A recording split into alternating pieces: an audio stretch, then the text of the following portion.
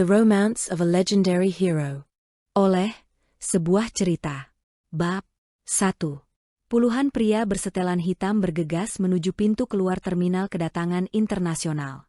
3 pemimpin mereka berbicara singkat dengan beberapa petugas bandara, lalu memberi isyarat dengan tangannya dan semua mengikuti arahan, masuk ke dalam terminal. Mereka menyebar berkelompok sambil mengamati setiap orang yang mereka temui, seolah mencari seseorang di antara penumpang yang baru tiba. Gerakan mereka membuat kegaduhan yang menarik perhatian, dan membuat kepanikan di antara pengunjung bandara. Sementara itu, di dalam sebuah mobil Alphard hitam di parkiran bandara, seorang pria bertubuh tegap dalam seragam militer, mengamati semua gerakan mereka dari CCTV bandara yang ditampilkan di layar laptopnya. Fury Long, tuan muda keluarga Long, petarung handal dan pemimpin tim elit Black Swords. Di kursi belakang, seorang pria muda berkacamata sibuk merakit drone. Chris Yu, tuan muda keluarga Yu, seorang ahli strategi sekaligus ahli IT tim Black Swords. Dan di balik kemudi, duduk seorang gadis cantik berpakaian ketat serba hitam, memakai earphone di telinganya. Adik kembar Chris yang lahir di hari berbeda. Jessica Yu, sniper andal tim Black Swords. Handphone di tangan Fury bergetar, dia segera menjawabnya. Tuan muda, situasinya tampak memburuk. Apa instruksimu? Tanya suara dari seberang telepon. Tetap awasi, jangan menarik perhatian, jawab Fury tegas. Baik tuan muda. Di dalam terminal, seorang pemuda tampan bertubuh tinggi dengan rambut short mullet melangkah santai keluar. Dia mengenakan kaos putih, celana jeans hitam, dan jaket kulit yang dililitkan melingkar di pinggang. Sebuah ransel tersampir di punggungnya. Pemuda itu, Michael Chen alias Mike, saudara tertua Fury CS. Mike membetulkan kacamata hitamnya sambil melirik sekilas 3 pria yang mendekatinya dari belakang. Senyuman kecil tersungging di wajahnya. Setelah 5 tahun, musuh-musuhku sudah menunggu kepulanganku. Aku ingin tahu apa yang akan mereka lakukan, pikirnya singkat. Salah satu dari ketiga pria itu, seorang yang memiliki codet di wajahnya, mendekati Mike. Selamat datang kembali Tuan Chen. Mohon ikuti kami keluar, katanya. 2 pria lainnya membungkuk sopan, memberi jalan pada Mike menuju pintu keluar. Mike hanya tersenyum tipis, mengangguk, lalu berjalan mengikuti mereka tanpa memberikan perlawanan. Di luar terminal, puluhan pria bersetelan hitam berkumpul dalam barisan rapi, mengiringi langkah mereka. 5 mobil off-road dengan pintu terbuka berjajar menunggu. Mike diarahkan masuk ke mobil tengah, sementara beberapa pria lainnya mengikuti ke kendaraan lain. Rombongan itu segera bergerak meninggalkan bandara, membentuk konvoi panjang yang diikuti belasan mobil van menuju pinggiran kota.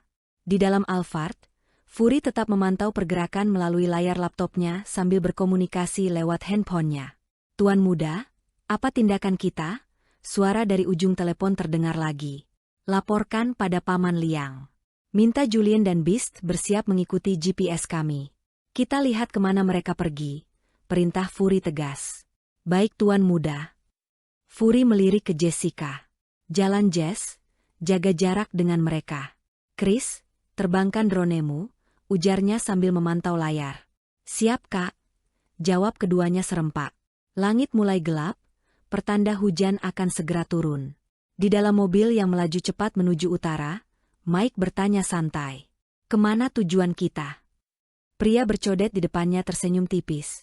Mengira Mike ketakutan seperti 5 tahun lalu, saat rumah keluarga Chen diserang oleh mereka. Sabarlah Tuan Chen.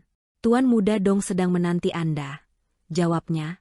Mike menggeleng pelan, dan tersenyum kecut. Mendengar nama Felix Dong membawa kembali kenangan pahit dari masa lalu. 5 tahun lalu, hidupnya berubah drastis karena Joey Chu, mantan kekasihnya. Joey mengkhianatinya demi Jack Dong, tuan muda kedua keluarga Dong. Ketika Mike terpuruk, Jack bersama anak buahnya menyerbu rumah keluarga Chen. Mereka mengancam, menghancurkan barang-barang, dan memukuli para pelayan. Dalam kemarahannya yang memuncak, Mike kehilangan kendali. Dia membunuh Jack dan anak buahnya, tetapi membiarkan Joey pergi. Gadis itu menangis dan memohon ampun. Meski hatinya hancur, Mike hanya berpesan agar Joey pulang ke kampung halamannya dan memulai hidup baru bersama keluarganya. Malam itu menjadi awal dari perjalanan hidupnya sekarang. Mike diburu banyak orang, dia melarikan diri berpindah-pindah dari satu tempat ke tempat lain. Dalam pelariannya, dia mendengar kabar kedua orang tuanya, Bruce Chen dan Bella Yu, yang baru kembali dari luar negeri, dibunuh oleh antek-antek keluarga Dong. Kabar itu menghancurkan hatinya. Dia sangat terpukul dan mencoba untuk kembali, namun lagi-lagi dia terluka semakin parah. Sadar kemampuannya terbatas untuk membalas, Mike memutuskan pergi dan menghilang dari kehidupan lamanya. Sejak malam itu, kekuasaan di kota sepenuhnya diambil alih oleh 4 keluarga besar: Dong, Sang, San dan Yo. Keluarga Chen lenyap dari daftar keluarga terbesar di kota ini, dan semua bisnis mereka diambil alih. Mike menghembuskan napas panjang, mencoba mengusir bayangan kelam kejadian itu. Kini dia telah kembali. Kali ini, bukan untuk melarikan diri, tapi untuk berurusan dengan orang-orang ini. Mike tersenyum tipis, menyadari ironi situasinya. Kini mereka yang mendatanginya, tanpa tahu siapa dia sekarang. Dia bukan lagi pemuda yang melarikan diri, tapi seseorang yang kembali untuk menyelesaikan apa yang mereka mulai. Dia memejamkan mata, pikirannya melayang kedua tuan muda keluarga Dong, Felix Dong dan Jack Dong. Felix Dong, tuan muda pertama, adalah putra angkat keluarga Dong. Ibunya adalah seorang pelayan rumah tangga di keluarga Dong yang berasal dari sebuah pulau di perairan timur. Felix telah menikah, tapi hidupnya dihabiskan untuk mobil, judi, dan perempuan. Sementara Jack Dong, tuan muda kedua, adalah anak tak resmi dari adik Nyonya Dong dengan kekasihnya. Jack dikenal sebagai sosok bermasalah. 2 kali menikah, kedua istrinya meninggalkannya karena tidak tahan dengan perilakunya yang berlebihan dan dorongan seksualnya yang tak terkendali. Konva memasuki kawasan pabrik tua di pinggiran kota daerah Pelabuhan Utara, dekat Ring Road, markas klub mobil milik Felix Dong. Semua kendaraan berhenti di area parkir yang luas. Mike turun dari mobil dengan tenang, berdiri di tengah lapangan. Anak buah Felix segera membentuk lingkaran lebar, mengepungnya. Dari arah pintu gerbang pabrik, sebuah mobil sport berwarna hitam melaju dengan kecepatan tinggi, berputar mengitari Mike. Deru mesin disertai bau ban terbakar memenuhi udara. Tetapi Mike tetap berdiri tenang tanpa ekspresi, wajahnya dingin dan tak acuh, seakan tak ada apapun yang terjadi. Mobil itu akhirnya berhenti. Seorang pria besar berkulit gelap turun sambil tertawa terbahak-bahak, lengannya melingkari pinggang seorang gadis. Dialah Felix Dong, tuan muda keluarga Dong. Mike sedikit terkejut melihat mereka. Mike, akhirnya kau kembali. Setelah membunuh adikku dan lari bersembunyi seperti tikus. Apa kau berubah dari pengecut menjadi pemberani dengan kembali ke kota ini? Ejek Felix dengan nada merendahkan. Mike tak menanggapi pria itu. Perhatiannya justru tertuju pada gadis di pelukan Felix. Sorot kecewa tampak di matanya. Gadis itu adalah Joey Chu. Sepertinya kata maaf tak lagi berarti baginya, pikir Mike dengan perasaan kecewa. Dia mendongak, menatap langit yang mendung, lalu menghembuskan napas panjang, seolah melepaskan jutaan beban di hatinya. Kesedihan masa lalu menusuk hatinya, dan amarahnya perlahan bangkit. Felix Dong, kau pikir semua orang-orang ini mampu melindungimu saat aku mematahkan lehermu? Kau terlalu percaya diri, suara Mike mendesis dingin penuh ancaman. Sementara itu, di atas bukit di belakang pabrik, 5 anggota Black Sword mengamati situasi di parkiran. Julian Liu, ahli menyusup dan menyamar, serta Beast Xiao, tanker dan ahli bom Black Swords, telah berkumpul bersama Fury, Chris dan Jessica. 4 pengawal berdiri di belakang mereka menunggu instruksi. Fury mengamati dengan teropong lalu berkata, biarkan kakak bertindak. Tutup semua jalur pelarian mereka, dan jangan biarkan seorang pun lolos. Kalian berempat, jaga pintu masuk pabrik. Kita bergerak sekarang. Setelah memberi instruksi, Fury memberi isyarat. Tim segera berpencar menyusup di antara pepohonan dan bangunan tua. Mereka mendekati lokasi tanpa diketahui gerombolan itu. Di lapangan parkir, rasa dingin perlahan menjalar di punggung Felix Dong. Ancaman terbuka dari Mike membuat bulu kuduknya merinding. Dia tahu betul kemampuan bela diri Mike sangat hebat, dan dirinya sama sekali bukan tandingannya. Meski gentar, rasa percaya dirinya kembali ketika 7 pria bersenjata pisau dan pedang pendek keluar dari dalam pabrik mendekati Mike, siap menghadapinya. Salah satu dari mereka, bertubuh besar setinggi 2 meter, dengan wajah gelap dan rambut keriting, tertawa lebar begitu melihat Mike.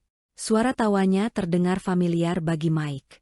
Saat menatap wajah pria itu, ingatannya kembali ke kejadian 5 tahun lalu. Luka besar yang membekas di punggungnya, membentang dari pinggang kanan hingga leher kiri, adalah ulahnya. Pria besar ini nyaris menghabisinya. Tubuh gajah otak sejengkal, itu kau?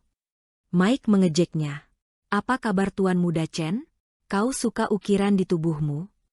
Elephant balik bertanya dengan senyum menghina. Mike tak menjawab, hanya berdiri dengan tatapan penuh amarah yang semakin memuncak. Sayangnya hari ini, aku tak ingin mengukir lagi. Aku ingin memenggal kepalamu, lanjut Elephant dengan tawa sombong. Ketujuh pria itu bergerak maju mengepung Mike. Sementara si Codet dan anak buahnya mundur sambil mempertahankan formasi pengepungan. Felix Dong menarik tangan Joey, tersenyum penuh percaya diri. Baginya, hari ini akan menjadi akhir dari Mike. Elephant, hancurkan dia untukku, perintah Felix santai. Elephant ingin bicara tapi Mike memotong. Kalian berdua terlalu banyak omong kosong. Sebelum Elephant sempat bereaksi, Mike melompat dengan kecepatan luar biasa. Tendangan kaki kanannya menghantam ulu hati Elephant. Tubuh besar itu terlempar sejauh 10 meter dan menghantam sebuah van di belakangnya hingga terguling 2 kali. Semua orang terperangah, tak percaya melihat apa yang baru saja terjadi. Elephant meringis kesakitan, berusaha bangkit dengan susah payah. Tangannya gemetar memegangi dadanya yang nyeri. Semua rusuknya patah akibat tendangan itu. Dia berdiri dengan pandangan nanar menatap Mike. Hanya itu yang bisa kulakukan untuk luka dan omong besarmu, ujar Mike sambil menatapnya dingin. Mata Elephant mendelik lalu tubuhnya jatuh terguling tak bernyawa lagi. Felix Dong menelan ludah, tubuhnya gemetar. Sementara Joey Chu pucat pasi. Di persembunyian, Jessica menjerit, tetapi Fury dengan cepat membekap mulutnya. Semua anggota Black Swords yang mengintai terkejut menyaksikan akhir yang tragis dari Elephant. Tak ada yang menduga satu tendangan Mike mengakhiri hidupnya. Mata Mike memerah, amarah dan kesedihan, campur aduk di dalam hatinya. Hari ini dia akan menyelesaikan hutang-hutang lama ini. Majulah kalian semua, akan kukirim kalian menyusulnya ke neraka. Keenam pria tersisa terhenyak dari keterkejutan mereka, dan serempak menyerang Mike dengan pedang. Namun lagi-lagi tendangan Mike menghempaskan 3 dari mereka hingga puluhan meter. Mengakhiri hidup mereka dalam hitungan detik. Ketiganya terkapar menyusul Elephant ke akhirat. Felix Dong semakin panik. Dengan suara gemetar, dia berteriak memerintahkan sisa anak buahnya menyerang.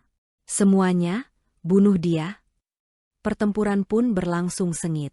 Sementara itu, si Codet mendekati Felix dan berkata, "Tuan, cepat pergilah. Dia terlalu kuat dan kami bukan lawannya. Kami akan menahannya." Mike segera menyerang ketiga teman Elephant yang tersisa.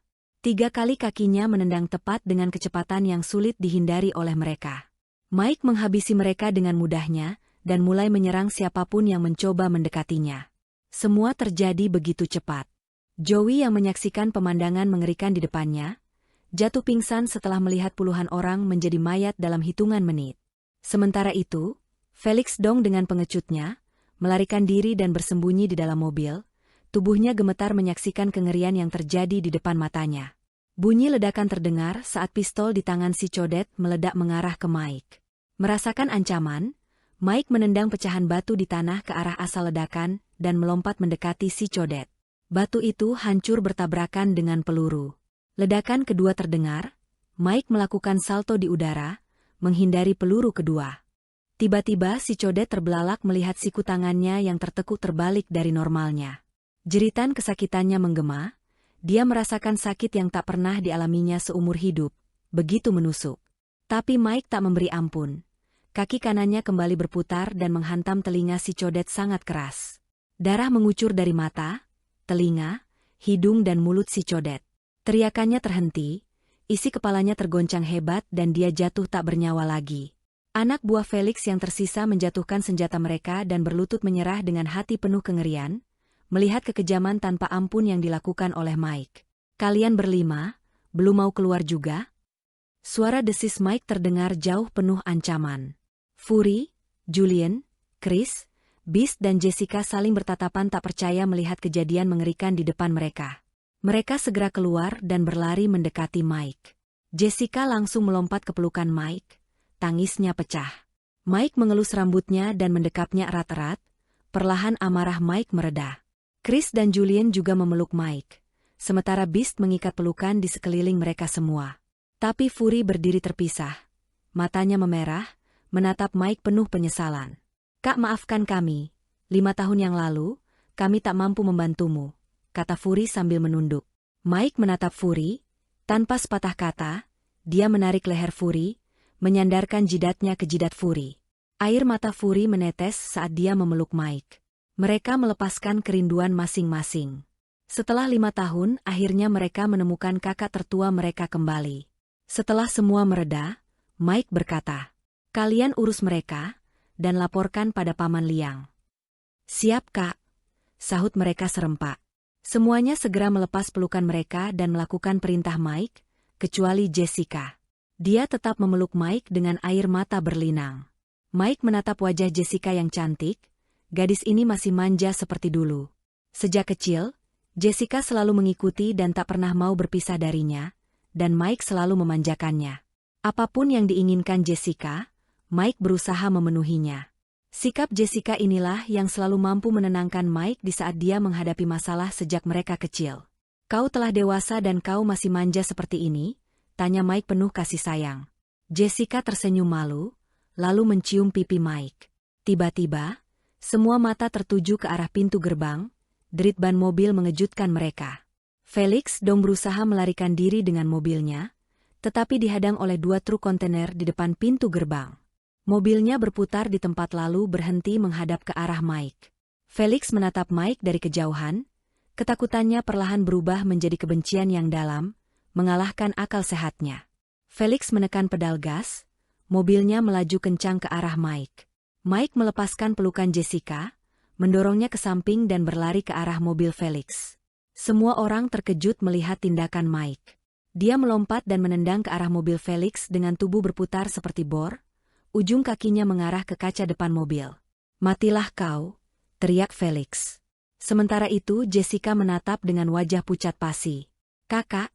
Teriakan nyaring Jessica tak bisa menghentikan apa yang akan terjadi. Suara keras terdengar, bunyi kaca pecah, logam robek dan raungan mesin mobil memekakan telinga. Serpihan kaca, logam dan potongan jok kulit berhamburan di udara. Mata Felix terbelalak tak percaya. Orang ini, masih manusiakah dia? Pandangannya perlahan menggelap dan dia kehilangan kesadarannya. Mobil dengan atap yang hancur, melaju tak terkendali hingga menabrak tiang bangunan pabrik dan terguling.